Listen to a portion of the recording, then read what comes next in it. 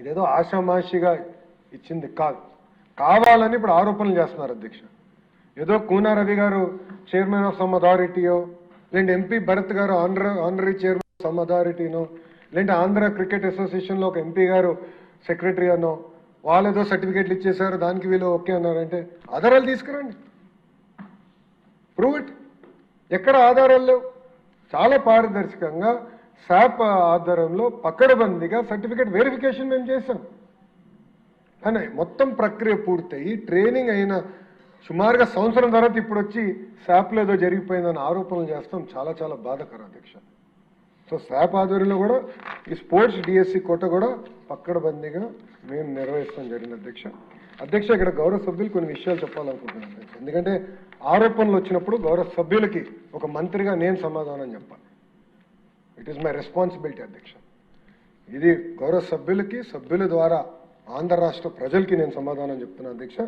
మొదటి ఆరోపణ అధ్యక్ష, ఎస్సీఆర్టీ డైరెక్టర్ అంటే క్వశ్చన్ పేపర్ ప్రిపరేషన్కి డిఎస్సి కన్వీనర్ అంటే ఎగ్జామినేషన్ కండక్ట్ చేసేవారు ఒకే ఆఫీసర్కి ఇచ్చారు అనేది మొదటి ఆరోపణ అధ్యక్ష. ఇది ఆంధ్ర రాష్ట్రంలో కాదు, ఇతర రాష్ట్రాల్లో కూడా ఒకరికే ఇచ్చారు అధ్యక్ష. కొన్ని రాష్ట్రాల్లో ఇద్దరికి ఇచ్చారు, కొన్ని రాష్ట్రాల్లో ఒకరికే ఇచ్చారు అధ్యక్ష. మనం 148 రోజుల్లో నిర్వహించాలి, చాలా టైట్గా సిస్టమ్ నిర్వహించాలని ఒక వ్యక్తిని మనం నియమించాం.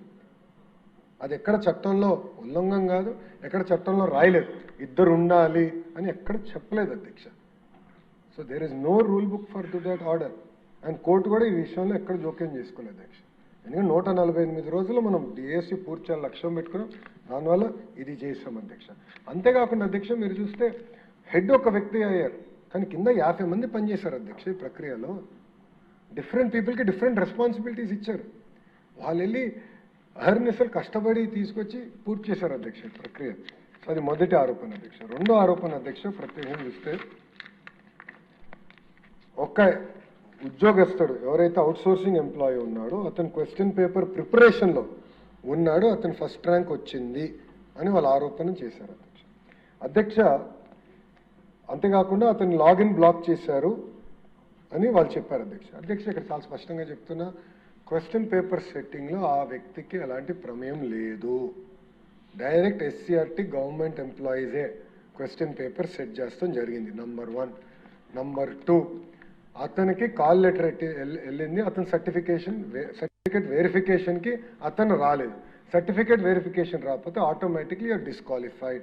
నంబర్ 3, ఆల్రెడీ అవుట్సోర్సింగ్ ఎంప్లాయీస్ ఎవరున్నా కూడా వేరే ఎగ్జామినేషన్ గవర్నమెంట్ ఎగ్జామినేషన్స్ రాస్తుంటే కంపల్సరీగా డిపార్ట్మెంట్ నుంచి నో అబ్జెక్షన్ సర్టిఫికేట్ తీసుకోవాలి, పర్మిషన్ తీసుకోవాలి.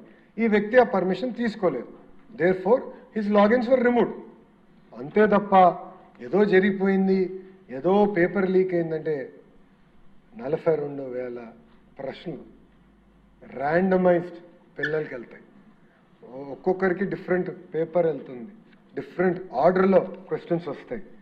అలాంటిది తీసుకొచ్చి ఆరోపణలు చేస్తాం, చాలా చాలా బాధాకరం అధ్యక్ష. ఇది 2వ అలిగేషన్. 3వ అలిగేషన్ అధ్యక్ష, ట్రాన్స్పరెన్సీ లేదంటారు అధ్యక్ష డిక్లరేషన్ ఆఫ్ రిజల్ట్స్లో. అంటే కలెక్టర్ గారి ఆఫీస్లో మొత్తం లిస్ట్ పెట్టలేదంట, ట్రాన్స్పరెన్సీ లేదంట. ఆస్పిరెంట్స్ అందరికీ SMS పంపించాం, ఆస్పిరెంట్స్ అందరికీ ఆన్లైన్ లాగిన్ మెకానిజం ఇచ్చాం, వాళ్ళ రిజల్ట్స్ చూసుకునేదానికి ఆన్లైన్ మెకానిజం లాగిన్ కూడా ఏర్పాటు చేసాం. అంతేకాకుండా మన డిఓ గారి దగ్గర చాలా స్పష్టంగా ర్యాంక్స్ అన్ని కూడా, మెరిట్ లిస్ట్ అన్ని కూడా అక్కడ పెడతాం జరిగింది అధ్యక్ష, చాలా ట్రాన్స్పరెంట్గా.